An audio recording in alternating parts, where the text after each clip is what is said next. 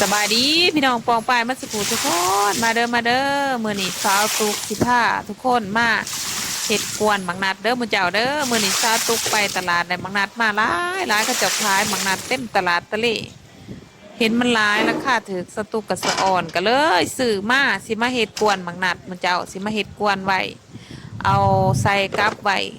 กินไว้บายเขาวยามบ่ทวงบ่ทันมื้อเจ้าเพราะว่าสาวตุกกะ ไปเฮ็ดเวียกแน่แล้วก็เฮ็ดอยู่เฮ็ดกินกับบ่ทวงบ่ทันยามบ่ทวงบ่ทันก็พอสิได้มีแนวบายเขามาเจ้าแล้วก็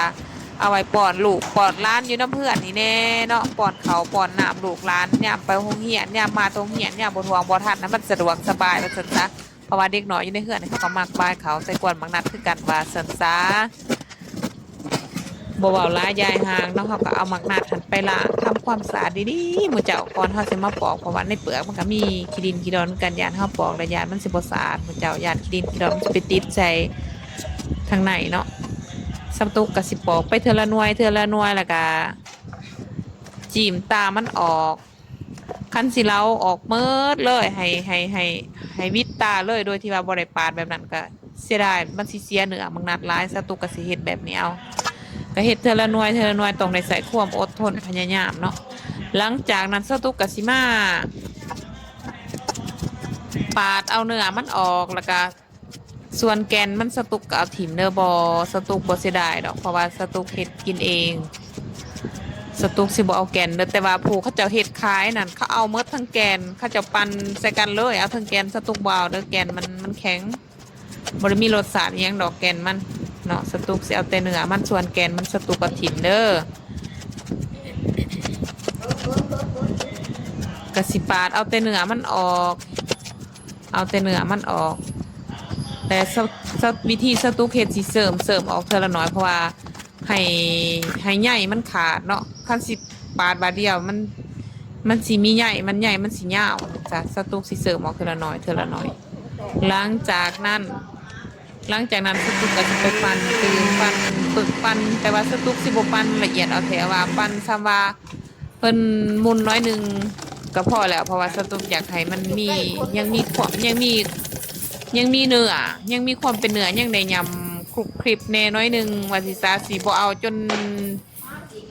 นเนียนอะลิอะหรอสิบ่ถึงขนาดนั้นหลังจากนั้นสตุกก็สิเอามา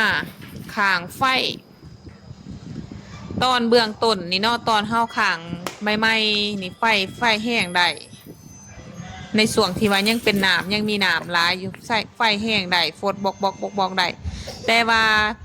ถ้าว่าบกลงไปได้ครึ่งนึงแล้วเนาะถ้าว่าบกลงไปได้ครึ่งนึงแล้วให้เริ่มห่วยไฟเนาะสิบ่ให้เฮ็ดไฟแห้งเพราะว่ามันบกได้ครึ่งนึงแล้วเนื้อมันสิเริ่มแข็งเริ่มเหนียวแล้วมันสิฟดแล้วน้ำมันสิกระเด็นมันสิเต้นแห้งมันสิเต้นใส่เฮาเองเนาะเต้นใส่เฮาเองนะนังโป่งเราได้สตุกกันยังได้นังโป่งอยู่แขนนี่หลายจุด2-3จุดผู้ใดมันเต้นเนี้ยวติดตุบเราได้นังสตุกจนโป่งผู้ใดเนาะก็เคี่ยวไปเรื่อยๆจนแขนจนเคี่ยวบ่ไปว่าซั่นซะจนบ่ไปก็ถือว่าได้อันนี้คือสำเร็จแล้วมื้อเจ้าสตุกเขียวเบิดมือเบิดเว้นบ่ได้ไปใส่สตุกนางเฝ้าเตาไฟเบิดมือนี่ถือว่าได้แล้วนี่แคนแท้ๆแล้วกันเฮ็ดกวนบักนัดของสตุกนี่สตุกบ่ได้ใส่หยังเด้อมื้อเจ้าเด้อน้ำตอกน้ำตาลมะพร้าวกระทอกะทิหยังสตุกบ่ได้ใส่เอาแต่ความหวานของมันเองสิ่งที่สตุกใส่แค่เกลือเท่านั้นเพราะว่ายังเฮ็ดแบบนี้สตุกเก็บรักษาไว้ได้โดนเนาะสตุกมักกินแบบธรรมชาติบ่ต้องปรุงแต่งสร้างลวงหลายสตุกกะสิแบ่งเป็นกับเอาใส่เป็นกับได้เอาใส่เป็นกับไว้บัดย่ามกินกับเอาออกมาคายกินมันก็สะดวกสบายสตุกกะสิเอาใส่เป็นกับ